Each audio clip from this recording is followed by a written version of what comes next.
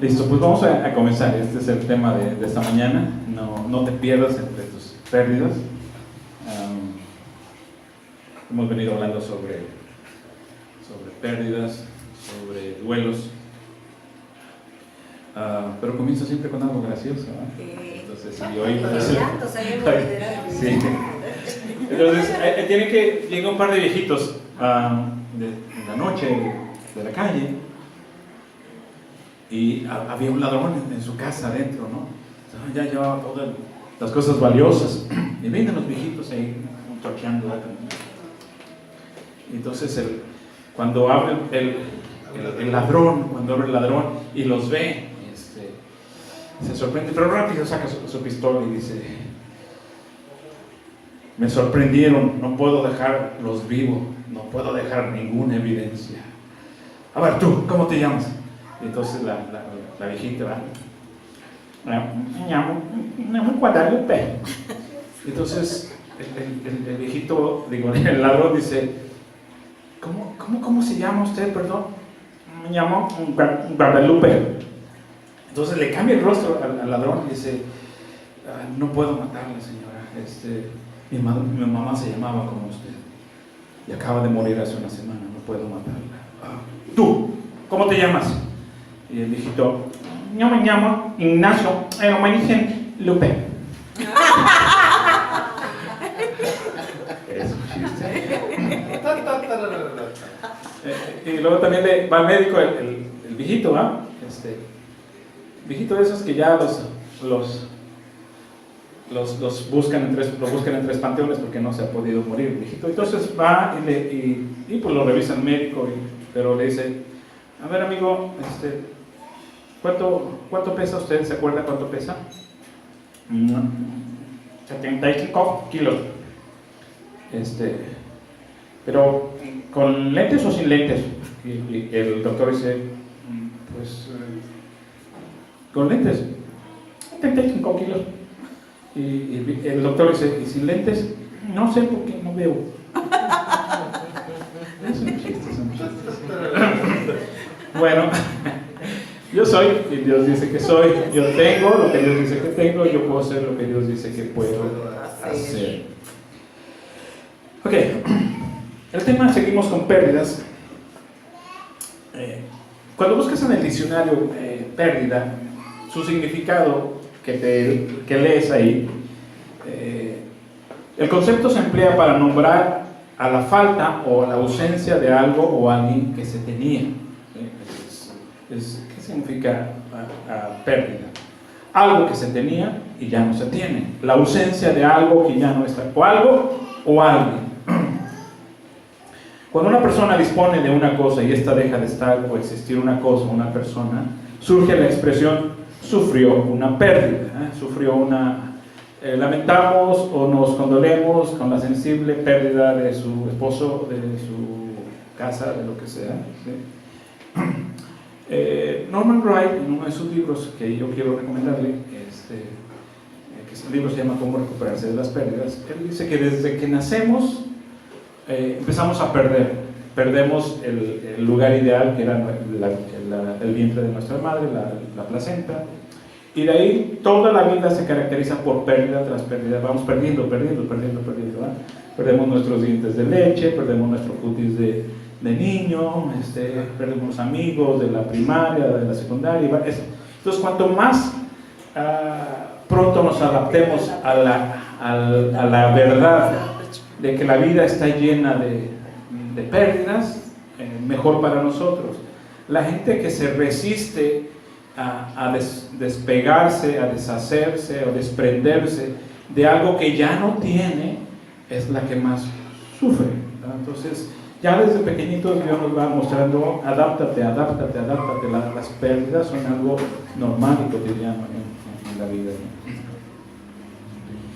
¿no? Perder es algo normal, es algo cotidiano. El problema es que demasiadas personas se pierden entre sus pérdidas, ¿no? Pierden algo que era significativo para ellos. ahí tengo la mascota de mi hija, y o sea, aquí está el puerco y yo ya. Y para ella lo extraña. ¿Cómo está mi mascota en la noche? Me está hablando, oh, es que no puedo dormir sin él, ¿no? Porque tienen fiesta ya, entonces para no estar estresado el perro me lo encargó, así que está a la plata de arriba. Pienso el día en que fallezca el puerco, y el puerco ya tiene, a estas alturas tendrá como 90 años el puerco, ¿eh? Entonces, considerando que los perros envejecen 7 años por año nuestro, el puerco quizás 1 o 2 años. El puerco se llama Coffee, el perrito.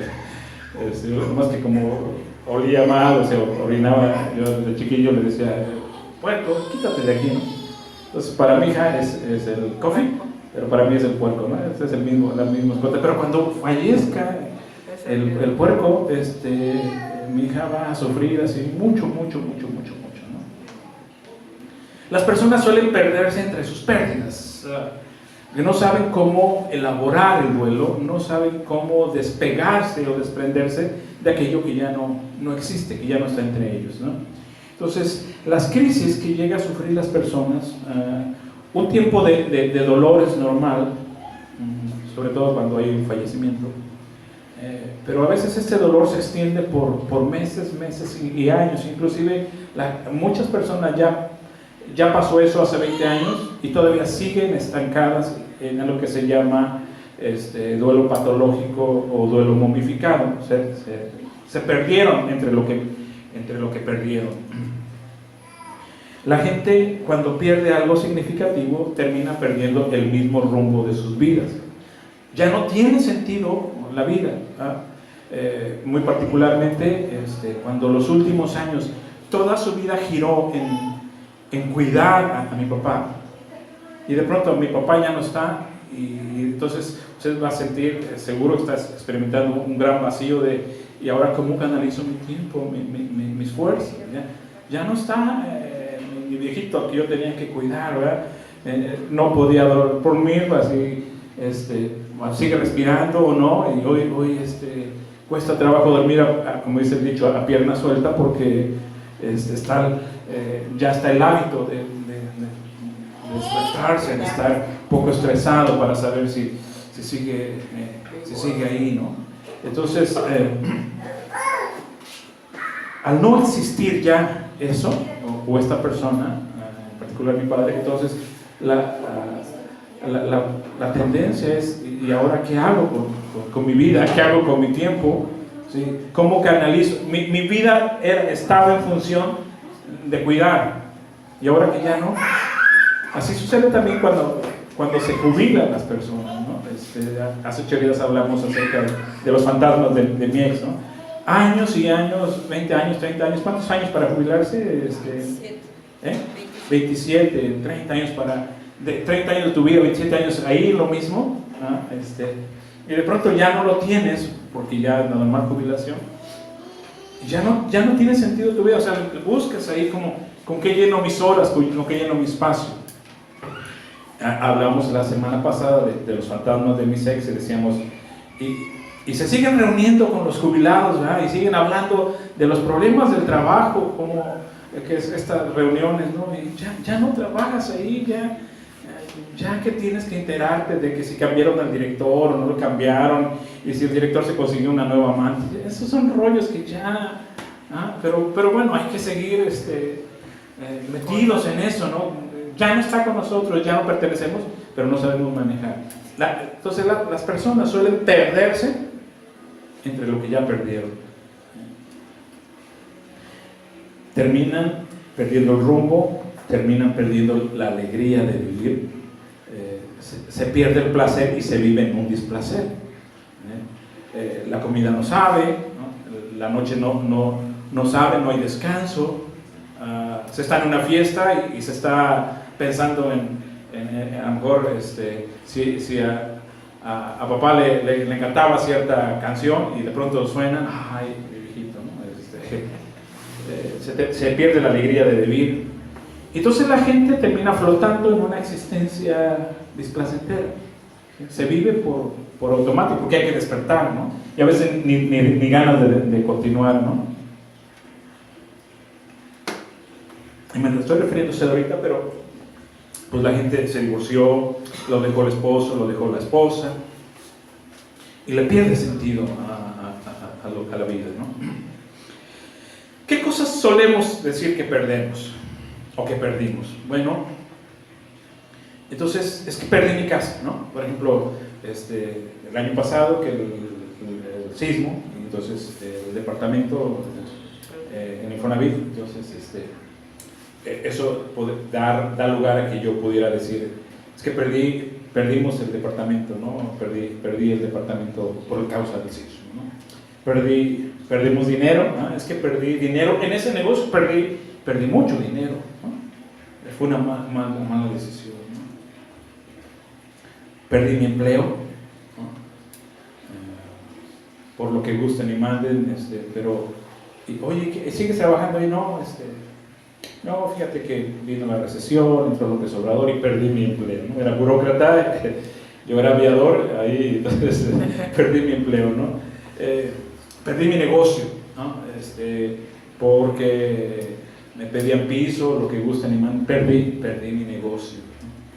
Perdí una relación. Oye, ¿qué pasó con aquella persona? No, pues ya se acabó, perdí mi esposa, perdí mi esposo, perdí mis hijos, ¿ah?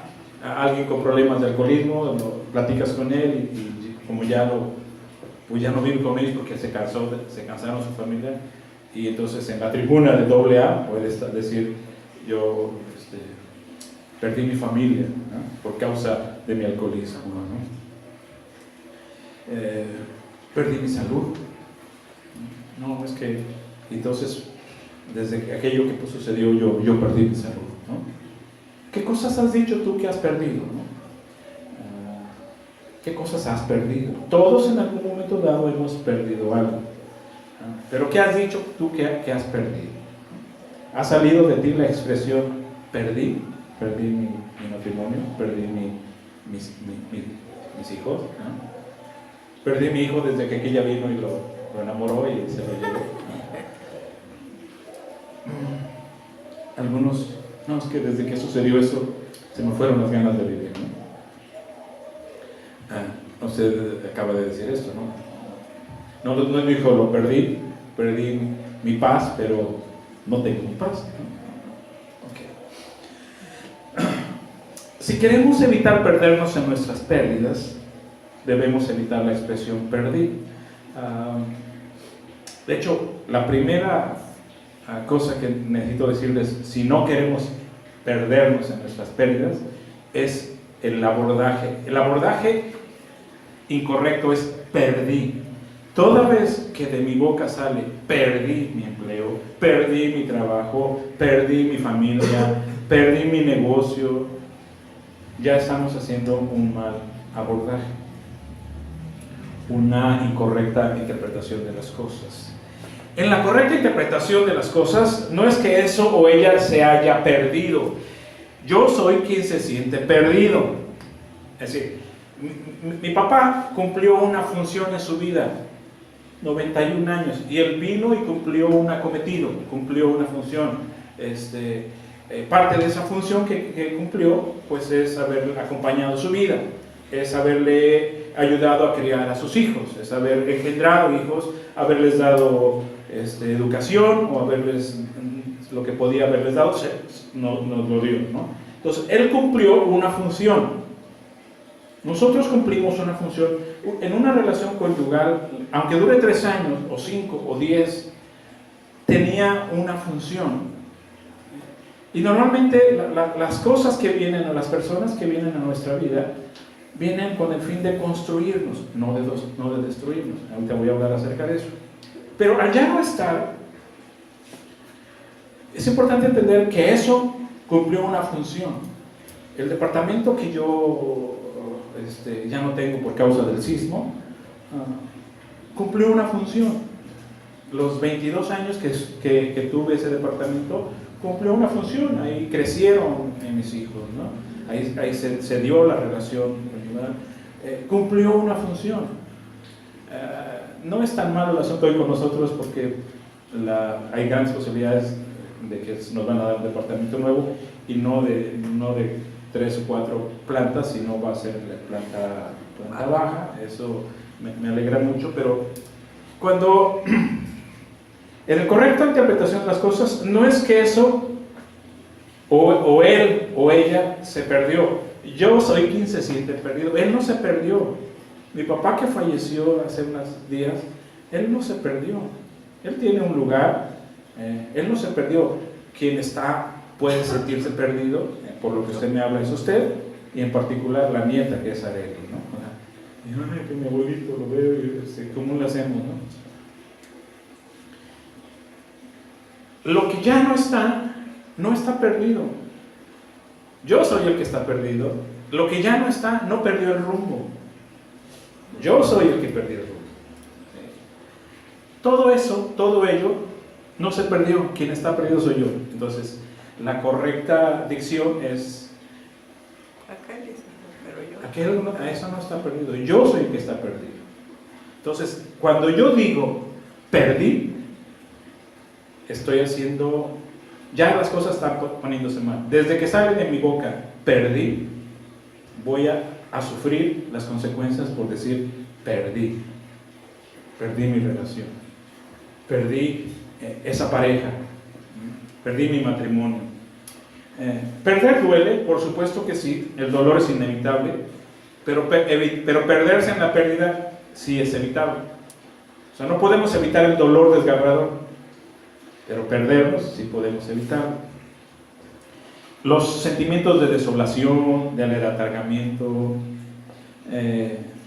abrumación, son perfectamente normales. Durante los primeros horas o días de que ya no tenemos eso, sentirnos abrumados, sentirnos bloqueados, es perfectamente normal. ¿Sí? Hasta ausentes nosotros mismos, ¿no? Siento que no pertenezco aquí, siento que este no es mi lugar. El mundo te cambia sin eso que ya no tienes. El mundo cambia, ¿no? Mi papá, ¿no? La vida de usted cambió enormemente, ¿no? La vida de mi familia cambió al no tener ya el departamento, ¿no? Entonces ahora donde nos acomodamos, se acomodan. Un trabajo donde tenías un ingreso seguro y de pronto ya no lo tienes, te cambia la vida. Y ahora, ¿dónde obtengo mis finanzas, no? Por lo que sea, ¿no? Hay un antes y un después de. Hay un antes de cuando yo tenía y un después de que ya no lo tengo. La casa, el coche, el departamento, ¿no? La hija, el hijo. Cuando Ángeles tenía sus pipilitos alrededor, ahí se preocupaba por darles de comer, y ya cuando sus pipilitos se fueron, ¿va? Y uno se fue hasta Puerto Vallarta, pues la vida cambia. Hay un antes de y un después de. Y si no tenemos cuidado, nos perdemos en nuestras pérdidas. Hay mujeres que perdieron a sus hijos no porque los perdieron, sino que ya se casaron. ¿Y ahora qué hago? O sea, si ya no cuido hijos, entonces voy a cuidar los nietos. Y pierden el rumbo. O sea, cuando pudieran hacer muchas cosas, pero bueno, entonces pierdo mi rumbo, entonces me voy a dedicar a cuidar a los nietos, ¿no? Se pierden en eso, ¿no? La pregunta es ¿cómo encuentro de nuevo el camino? ¿Cómo reencontrarse cuando se siente uno perdido por la pérdida que experimentó? ¿Cómo se recupera el rumbo? Que es de lo que decía, vamos a hablar ahorita. ¿Cómo recupero mi rumbo? ¿Cómo dejar de estar perdido en mi pérdida? Perdió su paz, perdió su estabilidad, me siento bloqueado, mi paz no está conmigo, la paz que yo solía tener, ¿no? Entonces, ¿cómo la recupero? Primera cosa, entonces, necesitamos cambiar nuestra narrativa, lo que les dije hace ratito. ¿Qué es la narrativa? La narrativa es cómo narras las cosas. Puse ahí la imagen del patriarca, del que solía contarle las cosas,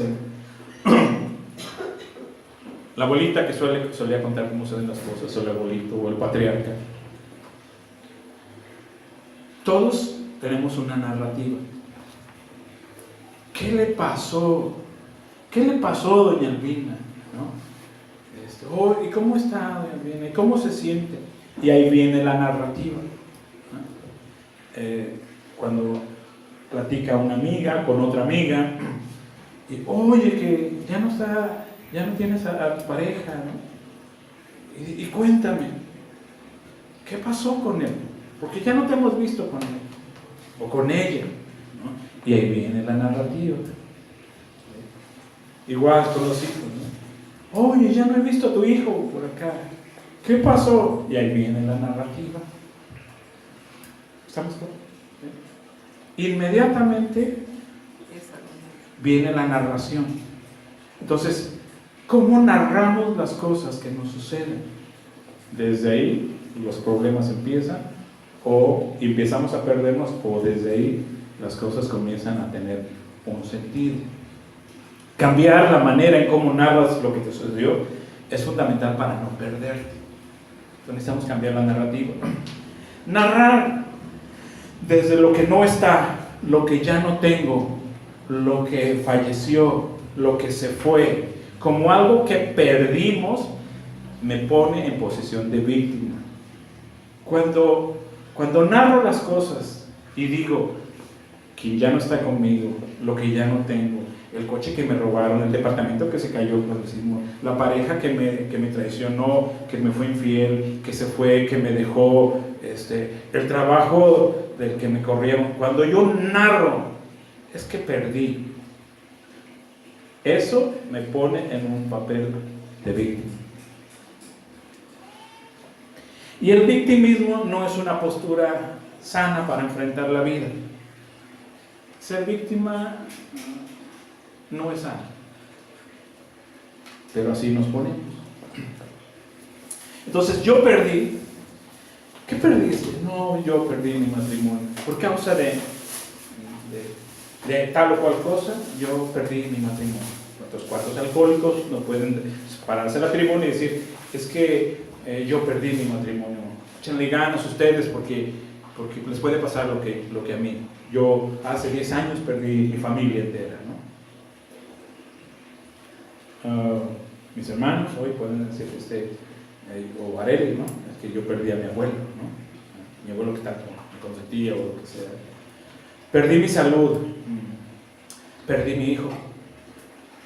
Yo perdí implica una carga emocional muy, muy, muy, muy fuerte. Primera me pone el papel de víctima, después me aumenta una carga emocional muy, muy fuerte. Perdí conlleva una gran dosis de dramatismo, del drama. Al principio el drama es muy normal, cuando pues está enterrando al familiar, cuando la casa se quedó sola, cuando ya se fue toda la gente que estuvo dando las condolencias, ¿no? Entonces al principio el dolor es muy fuerte, pero si se sigue manejando la expresión perdí, eso conlleva una gran dosis de dramatismo y de victimismo.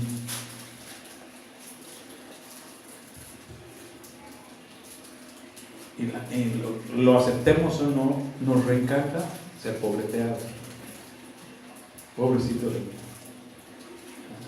Al inicio es normal, o sea, ay, cuánto lo siento, ¿no? Es muy normal. Pero luego hay un gran riesgo de quedarnos en el pobrecito de mí. Perdí implica que soy víctima. Perdí implica que alguien me robó, alguien me defraudó, alguien me falló, alguien no cumplió su palabra, alguien pudo haber sido Dios. Entonces, ¿cuánto creyente insisten en que toda vez que nos hacemos cristianos estamos libres de todo dolor? Jesús dijo, mientras están en esta vida, tendrán aflicción. Pero a veces se nos hace creer que si estamos en Cristo o si estamos con Dios, no va a pasar nada, ¿no? Entonces, alguna vez hablé de aquellas mujeres o aquellas familias que se entregan totalmente de lleno a servir en la iglesia y todos los ministerios y todos los días y dejan a sus hijos encargados y después resulta que al hijo lo violó la señora o el quien sea, ¿no? O mientras los papás están sirviendo en la iglesia, su hijo está fumando droga, ¿no? O se está perdiendo en las adicciones. Y entonces, al rato el hijo se va de casa, perdí mi hijo, ¿no? Perdí implica que alguien me falló. Ese alguien puede haber sido Dios. Dios, ¿dónde estabas tú? Yo estaba sirviendo en tu iglesia y se supone que tú debías haber estado cuidando a mis hijos. Porque este es un discurso que se suelen dar los pastores. O sea, tú encárgate de las cosas de Dios y Dios se encargará de tus hijos. Totalmente falso. Pero entonces, perdí implica que alguien me falló. Alguien no cumplió su palabra. Alguien me engañó. Alguien me vio la cara. ¿Me sigue la idea? La expresión perdí me pone en papel de víctima y se asume que alguien me falló. Ese alguien puede haber sido Dios. Ese alguien, la vida. Ese alguien, una persona en particular. Tu pareja, esposo, la esposa.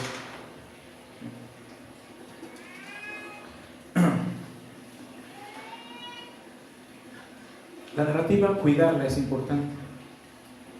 Vamos a ver cómo Pablo le da una narrativa más congruente a la muerte. Tesalonicenses, 1 Tesalonicenses 4:3. Le preguntan a Pablo, le hacen, para estas alturas, los de Tesalónica, a diferencia de los de Gálatas, que con tantitos se endiosaban y se enlelaban y venían los fariseos y recuerdan que les dijeron, pues tienen que circuncidar, salen los circuncidados, tienen que dejar de comer esto. Los fariseos judaizantes llegan a la iglesia de Galacia y Pablo les ha hablado de la libertad en Cristo, de que no tenemos que comer, ni beber, ni dejar de comer, ni dejar de beber, ni un día en especial que guardar, que Dios nos dio libertad. Pero vienen los judaizantes y le dicen, no, hay que guardar el sábado, hay que dejar de comer carne de puerco, hay que, etcétera, hay que circuncidarse porque si no, no van a ser salvos. Son muy laxos en su fe los de Galacia, pero los de Tesalónica, cuando revisamos las cartas, a los de Tesalonicenses es la única iglesia al cual no le reprochan nada. De ahí fuera a Corintios, que se sienten bien espirituales y que hablan en lenguas, y Pablo los pone chanclazos, y así que son ciertos. Los de Galacia, Galatas estúpidos.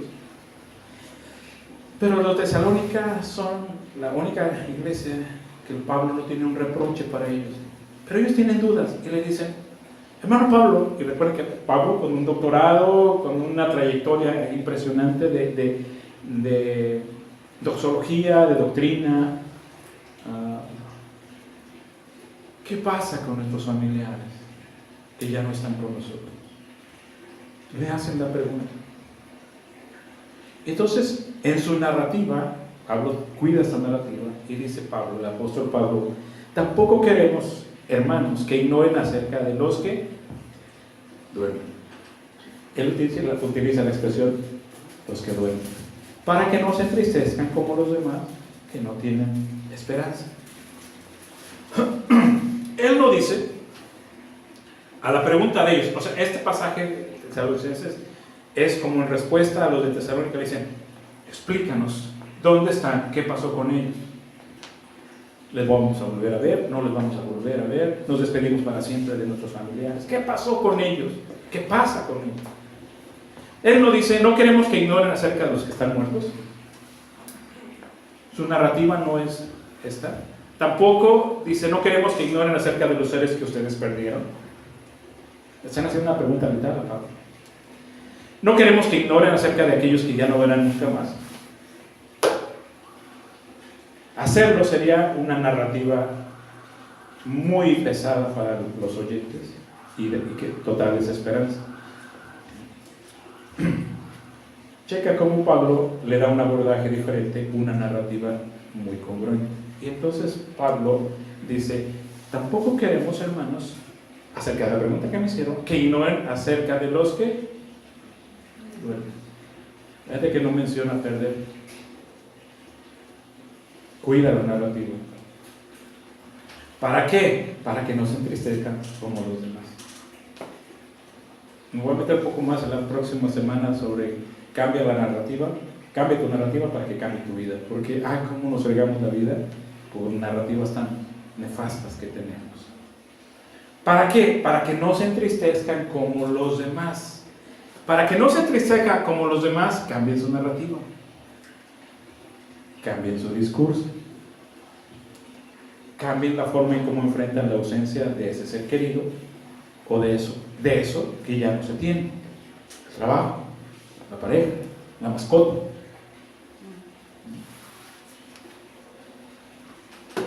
La relación, el matrimonio, la familia. Formamos una familia y la disfrutamos. Mamá, papá, los hijos, ahí en la comida, llevar a los niños al paseo, a llevarlos a Chapultepec, a México, a llevar a los dinosaurios. Y está padre ese tiempo, ¿no? Es padrísimo, y hay que vivirlo. Pero luego crecen y luego tienen que ser sus propias familias. Y luego ya no es tu hijo, es el esposo de él o la esposa de él. Y necesitamos decirle adiós a esa familia. Pero ¿cuántas mamás o papás, las dos mamás, aferradas en que no, aquí los quiero y aquí los necesito y vénganse a comer aquí y aquí tiene que estar Navidad y aquí tiene que estar Año Nuevo y porque aquí quiero mis pipilitos como cuando estaban chiquitos aquí, yo los que tenía aquí, ya no. Cambia tu discurso de cómo manejas lo que ya no tienes y ya no vas a tener. Pablo dice, no lo perdieron. Duermen. Hermano Pablo, ¿y qué pasó con ellos? Con los que ya no están con nosotros. No quiero que ignoren acerca de los que duermen. Y bueno, no voy a meter a este aspecto teológico, pero dice que un día ellos recuerden esta parte. No me voy a meter al aspecto teológico, no es este asunto hoy. Pero ¿y qué pasa? Bueno, ellos despertaron.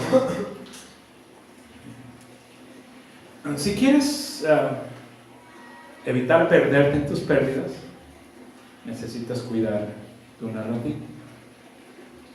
Déjenme, les muestro, les ejemplifico, les grafico cómo es nuestra vida cotidiana y cómo narramos las cosas.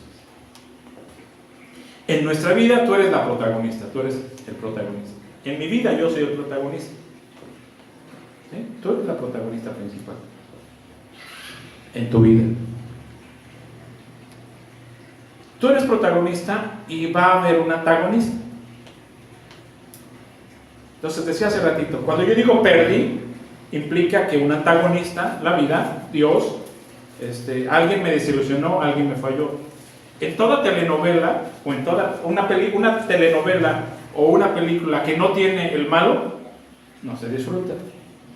O sea, una telenovela donde no, ¿se acuerdan esta de una de Lobos? ¿No? Que de la señora ¿sí? Como tuvo de writing, ¿no? La señora así bien malosa, así mala como la carne de puerco. ¿Se acuerdan de así? Sí. En toda novela hay un malo. En tu vida hay un malo. ¿Cómo narras? ¿Quién es el malo? El malo es ese hombre que te sedujo y que te engañó y que te robó 10 años de tu vida y luego te botó. ¿Cómo narras la vida? trabajo donde te exprimieron y ese jefe desgraciado que no te pagaba.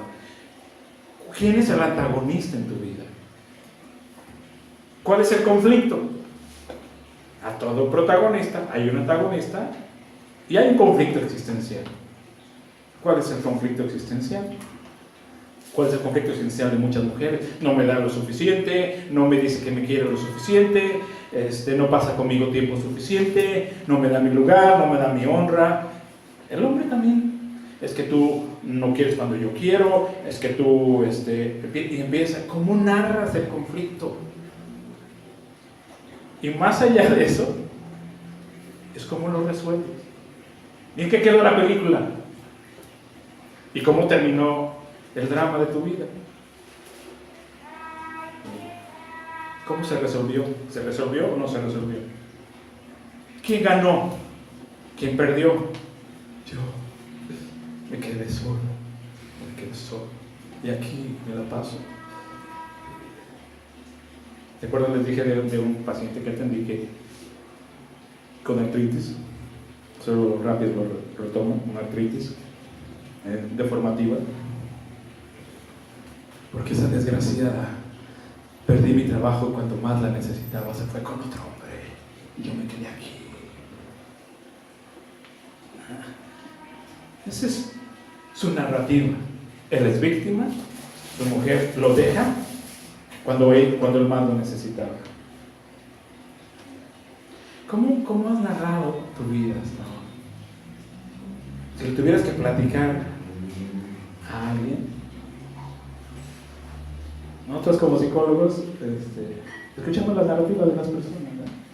Y rápido nos damos cuenta de cuál es dónde empiezan a aparecer los problemas y desde su narración. Si queremos cambiar lo que necesitamos que cambie su narrativa. Eso vamos a hablar la próxima semana. Cambia tu narrativa para que cambie tu vida. Pero, graficado esto, tú eres la protagonista, el protagonista. Hay alguien antagonista. Para mucha gente su antagonista es Dios mismo. Dios no les cumplió. ¿Sí?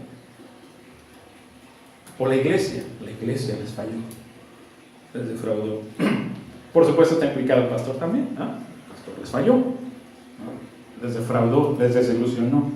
Los hermanos de la iglesia le fallaron.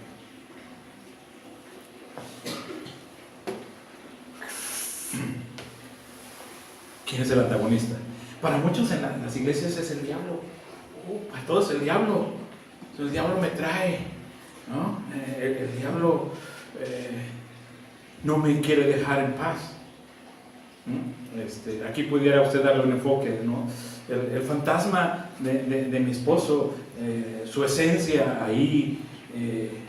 En otra situación, usted estaría pagando al sacerdote para que fuera a hacer una misa y echar agua bendita en la casa, para que ya se fuera la presencia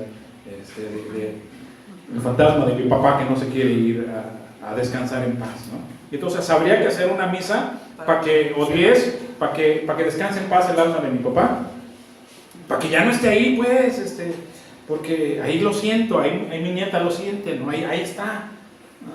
Pero yo desde antes que muriera, antes que estaba ya muy grave, yo le dije, por favor, cuando te mueras no me vengas a espantar, ni quiero ruidos ni nada, le digo, déjame en paz. En otro sentido también le diría al pastor, vengan o sea, en la versión católica, vengan y echen agua bendita y hagan unas misas para que se vayan. En la versión evangélica, vengan y unjan la casa y reprendan los espíritus atormentadores, chocarreros, ¿no?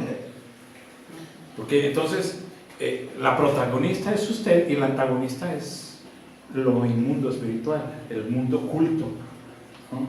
El diablo mismo. Es que el diablo me trae.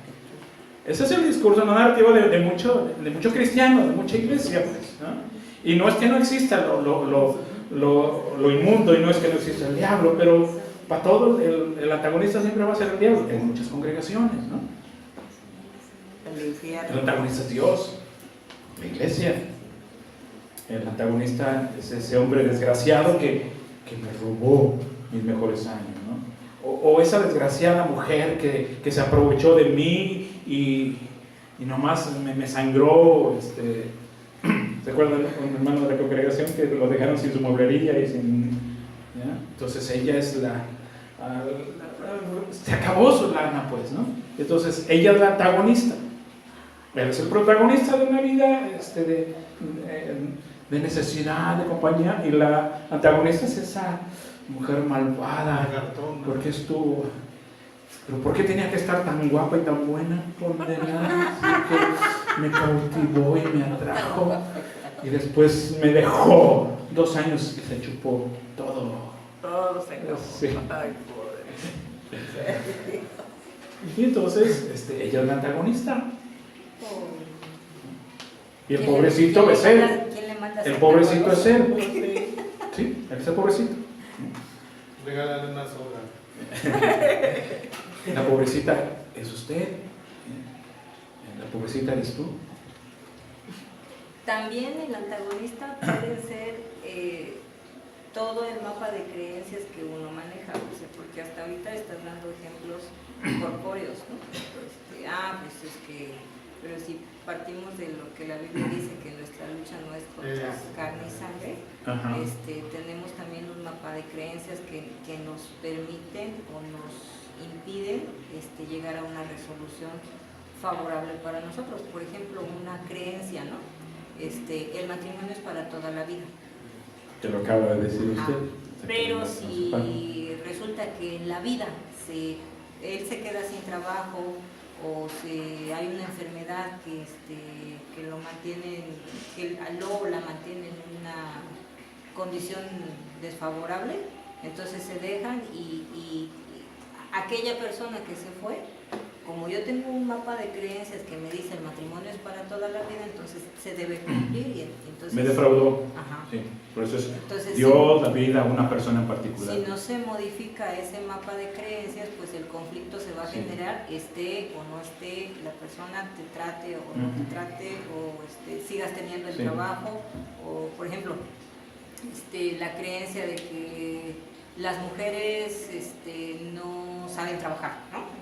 Entonces llegas y trabajas y pues sí, es que los jefes dicen que las mujeres no sabemos trabajar, entonces vas por la vida con esa creencia y pues te va mal en el trabajo y te corren y te corren y te corren en todos los trabajos. Salió en un diario. Pero es una creencia.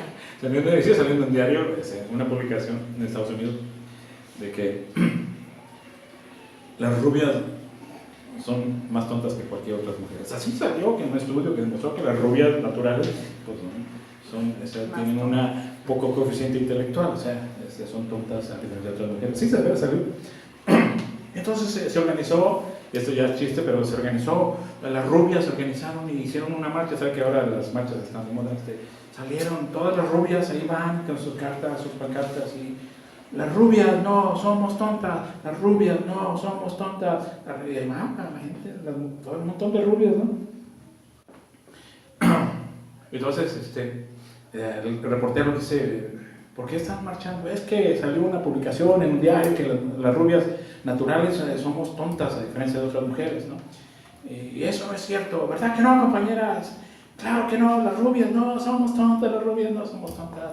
A ver, denme una R, denme una U, denme una...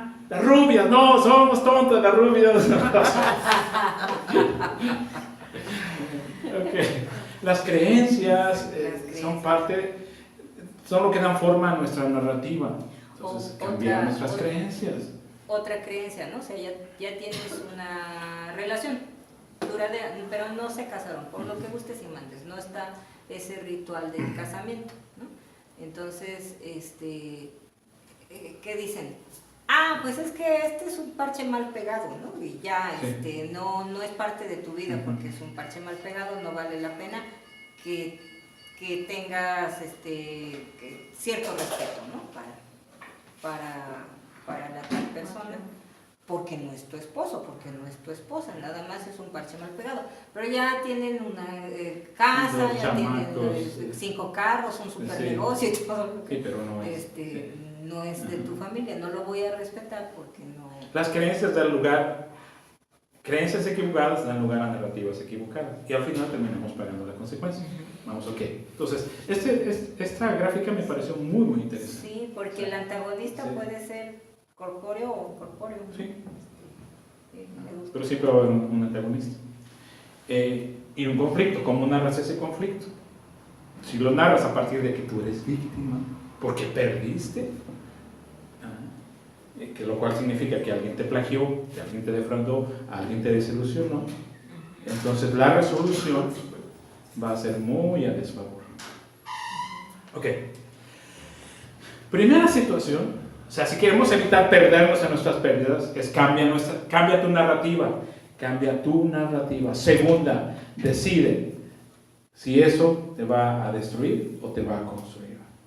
Eso que ya no está, esta persona que ya no está, ¿te va a destruir o te va a construir?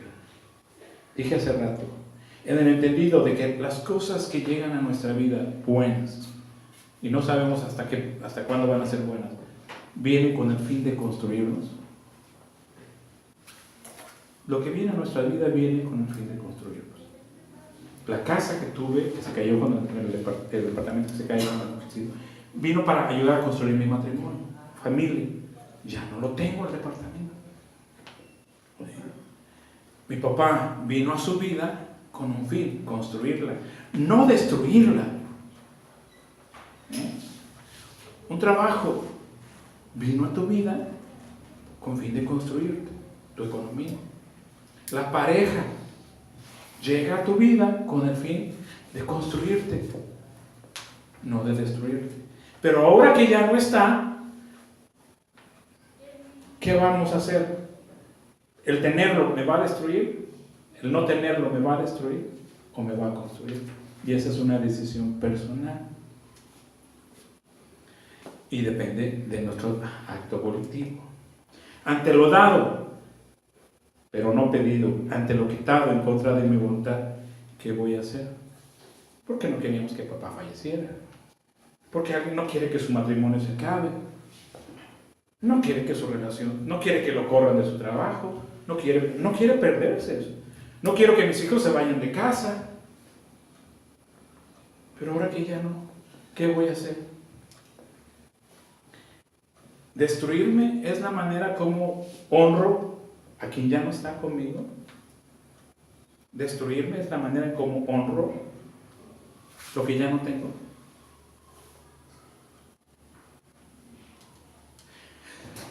Engordar 30 kilos o bajar 30 kilos y quedar como trapito por la desolación, la abrumación de que ya no tengo o ya no le tengo. Es una buena manera de honrar a quien ya no está. Él dice que no nos pueden ver desde allá, ¿no? Hay un gran abismo, dice la Biblia, que los que no nos pueden ver o los que están abajo nos pueden. Pero si pudiesen vernos, ¿les gustaría vernos todos destrozados, en desolación, sin salir al parque, sin salir a comer ya, vernos o muy gordos por tanto ansiedad o muy flacos por no comer? ¿Así honramos la pérdida? ¿Así honramos de que ya no están con nosotros? Esa no es una buena manera de honrar.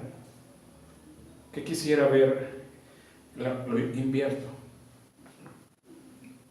El día que tú fallezcas o el día que tú fallezcas, bueno, cuando ya no estés, quisieras que tu ausencia destruyera la vida de tus hijos, que se la pasaran chiche, se engordaran como locos o se perdieran sus trabajos porque tú ya no estás. No, queremos y en la medida de lo que es posible que somos cuerdos, decimos, vive tu vida, échale ganas, me esforcé por esto y esto, o sea, disfruta la vida y allá nos vemos. La mejor manera de honrar a quien ya no tenemos, a quien ya no está con nosotros, es recuperar nuestro rumbo, es recuperar nuestra alegría de vivir, es recuperar nuestra sanidad. Hay gente que dice por ahí, se va con el muerto. ¿ah? La tía Graciela, la tía Lalo. ¿Quién murió primero? Tía Graciela. ¿Y cuántos? A los 6 meses murió el tío Lalo. Y ya estaba como pronosticado, se va a ir el tío. Y así fue. Tanta simbiosis, tanto perdió en su pérdida. El tío se perdió en la pérdida.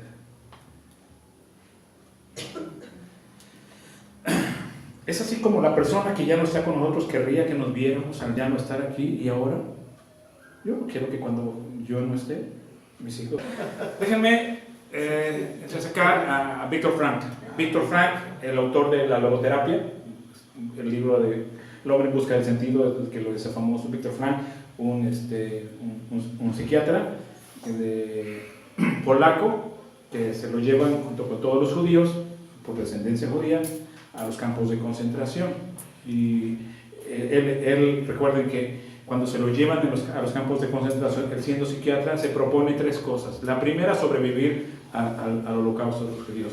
La segunda, cómo puedo ayudar a través de mi profesión de psiquiatría, cómo puedo ayudar a mis demás hermanos, ¿no? Y la tercera, que puedo aprender de todo ese mundo de dolor y de injusticia.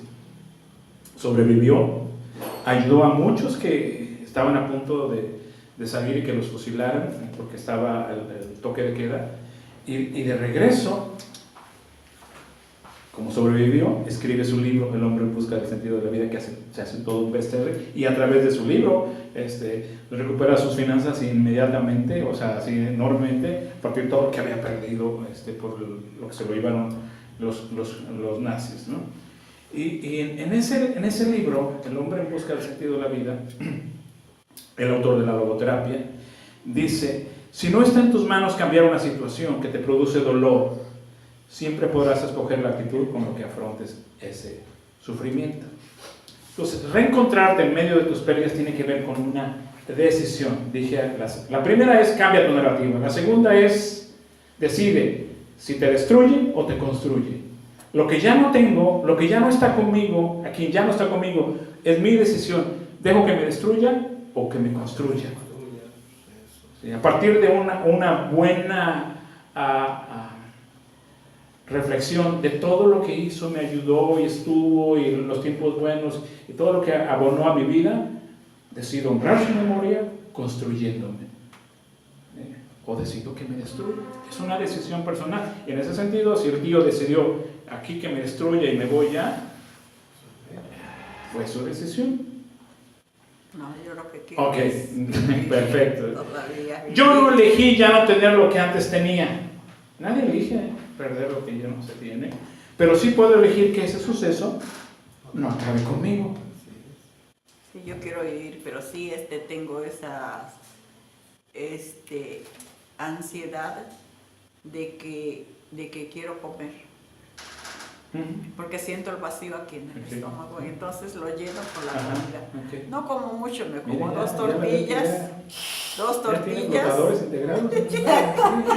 Pesaba yo 15 días y ya subió. Pesaba yo 67 y medio, y ya Ajá. subí a 69. Porque la ansiedad de mi estómago no siento yo, siempre he sido así. Tengo una pena y lo que yo lo lleno es con comida. Okay. Sí, está bien. Bueno, no está bien, pero está bien. Está bien. ¿Qué haces con las circunstancias que te suceden? Dice Víctor Frank, es posiblemente la decisión más importante y la última de tu vida. ¿Te destruye o te construye? La exhortación es: decide no ser destruido, sino construido. 3. Busca y encuentra las herramientas ¿Qué necesitas? Cuando vas a construir algo, busca las herramientas. Yo hoy construyo tipis, hoy construyo tipis, ¿no? ¿Qué necesito? Bueno, pues, taladro, las brocas, ¿no? Para la madera, esencialmente la tela, ¿no? Quien corte la tela, quien la cosa, ¿sí? Decido quiénes y qué son mis herramientas, y las busco. Lo que quiero construir lo voy a buscarlo, ¿no? Nadie va a venirme a ofrecerla. Yo, en base a la necesidad, busco la herramienta adecuada. ¿Sí? Nadie más que nosotros somos responsables de nuestra salud emocional. Usted es responsable nosotros podemos quererle y todo, pero usted es la que es responsable de su salud. Sí. De reencontrar el rumbo de su camino, ¿no? Cuando alguien está perdido entre sus pérdidas, nadie va a ir a buscarle. Reencontrarse es responsabilidad personal. Hay quienes no quieren ser reencontrados, como el tío, dice, no quiero, aquí me pierdo y aquí me voy. ¿Okay? Buscar la ayuda, pedir la ayuda es responsabilidad personal.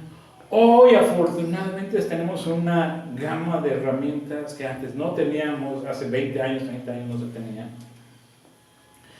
Así que responsabilízate de tu proceso de sanidad y reencontrar. ¿Se acuerdan de esta película de Apocalipto? Bueno, esta es la escena de la película de Apocalipto, donde esta es la esposa de uno de los principales protagonistas, y cae en un cenote, y tiene ahí una herida, y esa escena donde agarran estas hormigas, estas guatalonas, estas que tienen, y entonces como se va en la herida, está la rajada, agarra la hormiguita y le corta la cabecita, entonces tiene muchas cabecitas de hormigas. Es un remedio que suele usar la gente de campo, ¿no? ¿Dónde encuentro? Ahí están las hormigas, de ahí agarro para que mi herida no se haga más grande. Entonces, mi salud es responsabilidad mía, no de mi mamá. Bueno, sí, cuando yo era chiquito es responsabilidad de mi mamá, pero ya de grande, su salud no es responsabilidad mía como su hijo, es responsabilidad de usted. En tanto no somos chiquitos. Tu salud es tu responsabilidad. Nadie va a venir a hacer eso. Podrán como animarte, vamos allá o vamos acá. Aunque la herida te la haya hecho alguien, al irse, al dejarte, al morirse, es tu responsabilidad sanar, es nuestra responsabilidad sanar. Paso ahorita ya. Hoy, a diferencia de hace muchos años, hay un montón de herramientas para no perderse en las pérdidas. Tenemos, estamos los terapeutas, terapia breve tanatológica, eso hago yo. La tanatología es una terapia breve, ¿no? Un par de meses, 3 meses, y sale adelante la persona. Hay buenos libros, muy buenos libros para leer. Le voy a facilitar uno, ¿no? Hoy hay conferencias en internet. Esta se va a subir a internet. Para mañana ya está calientita y horneada y ya está. Sí. Pero hay un montón sí. Hay talleres de apoyo. Hay talleres, hemos hecho diplomados. La gente que quiere sanar, busca sanar. También está el consuelo eclesiástico, ¿no? El pastoral, que también se ofrece en las iglesias, ¿no? De ir y contar tu pena y hablar. Hoy hay muchas herramientas. ¿Cuáles de esas necesito? Es mi responsabilidad buscarlas en base a lo que quiero construir. Cuidado con la soberbia disfrazada de incomprensión. Como la Chabela, ¿se acuerdan de la Chabela? ¿No? Esa postura de no, yo no necesito ayuda de ningún tanatólogo, ni ningún ministro religioso. No. A mí déjenme a mí con mi dolor. Aquí déjenme con mi pena, porque mi pena nadie la puede entender. Porque esto que yo siento aquí no lo entiende nadie. Y se desgarran ahí porque nadie ha sufrido como yo. Porque nadie entiende el dolor, ¿no? Como si a nadie se le hubiera muerto alguien, ¿no? Como si nadie se le hubiera caído o perdido su casa en el tsunami o en el terremoto, ¿no? Pero cada persona siente que nadie sufre como ella. Nadie ha perdido como ella ha perdido, y siente que su dolor es tan grande, es el más grande de todos, ¿no? Porque nadie quería como ella. qué fácil es dejar, el dolor es un tiempo para transitar. El de las fases del duelo es una fase, es la quinta. ¿No? Qué fácil es dejar de transitar. El dolor es como un camino en que es como un puente así, pero lo atraviesas y ya está el camino bien. ¿No? Qué fácil es dejar de transitar en el camino del dolor para quedarse a vivir en el camino del dolor, en el dolor mismo. Porque entonces el dolor de la ausencia pasa a ser un estilo de vida, porque hay ganancias secundarias. Cuando hablamos de enfermo por conveniencia, también hay deprimido por conveniencia. Esta mujer, a raíz de su pérdida, se ha hecho riquísima, porque ha obtenido finanzas y vive hoy de gobierno, pues, y de sus asociaciones y todo esto, ¿no? Y le ha sacado jugo impresionante a la pérdida. ¿Cómo se llama que siempre anda en las marchas también? Que fue, o es periodista. artista, Un escritor. un escritor, ¿cómo se llama anda en las marchas ahí también. Sí, Sí. Porque perdió a su hija, que Su hijo. Sí, a su hijo. sí. Ajá. Ellos ya se instalaron ahí y viven de ese dolor. Son inteligentes. Pero esa es una trampa. ¿Sí? Me estoy yendo a la exageración con ese tipo de cosas, pero hay quien le conviene estar en depresión. Hay una ganancia secundaria en el dolor, y es instalarse en el dolor. ¿Sí? ¿Me siguen la idea de por qué? ¿Sí? Okay. Piensa en algunas personas, piensen ahorita en alguna de las personas, más sanas y estables que conozcan. Piensen en personas sanas y estables. Ya sea famoso o ya sea simplemente muy cercano tuyo. La pregunta es, ¿lo ves sano? ¿Lo ves estable? ¿Lo ves echándole ganas? La primera pregunta es, ¿será que ellos no han perdido nada en su vida? ¿Será que son sanos y estables porque gracias a Dios han tenido la fortuna de no perder nada? De que ya no viva su papá con ellos, su mamá, o de que su matrimonio ya no funcionó. ¿Será que son sanos y estables porque no han tenido el dolor de una pérdida? Es que su mundo es color de rosa. ¿Será que ellos nunca han sufrido la ausencia de algún objeto o ser amado? ¿Por eso es que son sanos y estables? O más bien, ¿será que decidieron ante lo perdido, ante lo ausente, decidieron no ser destruidos, sino construidos? En el entendido de que todo lo que llega a nuestras vidas, que Dios permite que llegue a nuestras vidas, viene con el fin de construirnos. Que solo haya durado 3 meses, 5 años, 10 años, pero venía con el fin de construirnos. Lo perdemos, se va.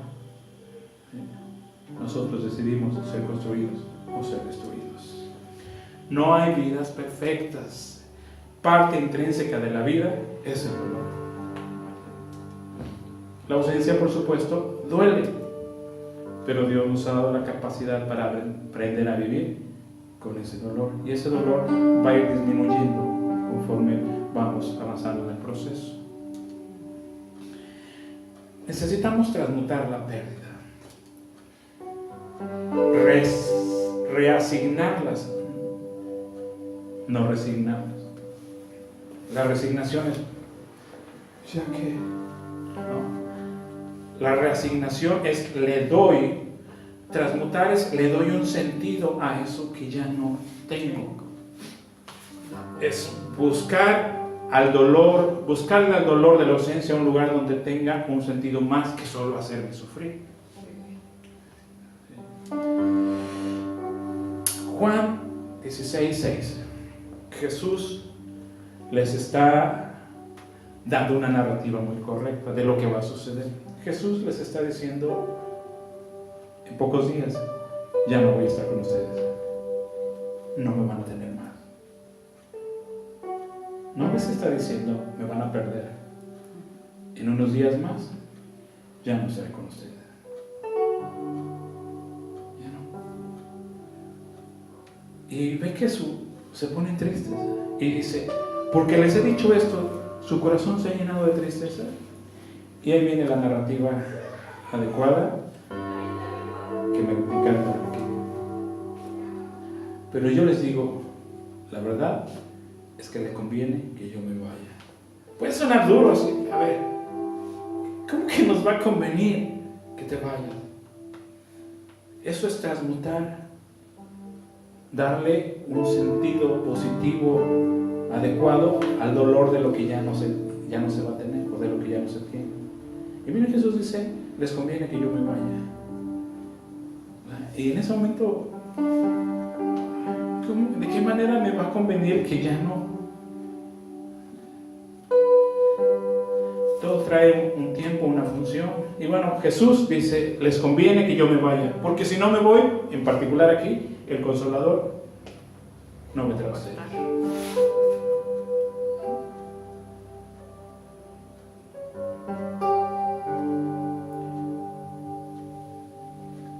Ezequías 6:1, y ahí comienza la vida del profeta.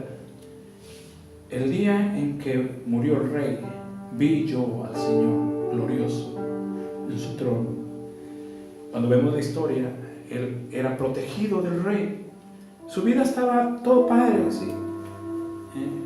Cuando ve, y sin necesidad de nada, pero cuando muere el rey y ya no tiene a su padrino, no tiene a su protector, no tiene nada, la vida le cambia enormemente. Pero entonces es cuando dice, puedo ver a Dios mismo en su trono. Y a partir de ahí comienza su vida de profeta.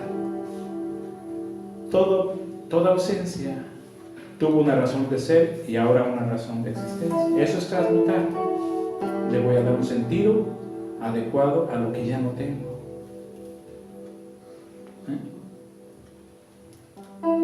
El mensaje bíblico siempre es transmutar el dolor, encontrarle significado al dolor. Segunda de Corintios 4:16, termino con esto. Por eso no nos desanimamos, pues aunque por fuera nos vamos deteriorando, por dentro nos renovamos cada día. Lo que sufrimos en esta vida es cosa ligera, que pronto pasa, pero nos trae como resultado una gloria eterna mucho más grande y mucho más abundante. Dios siempre quiso. Esa es la función de todo. ¿Sí? Todo tiene un tiempo, está y luego ya no está. Y cuando ya no está, transmutamos eso y le damos un sentido positivo a eso. Y agradecemos la existencia. Así haya sido una relación de 20 años, de 10 años, de 5 años, de 3 años, lo que haya durado. Y entonces aceptamos que fue parte, es, pero ya no es. Y le dejo ir.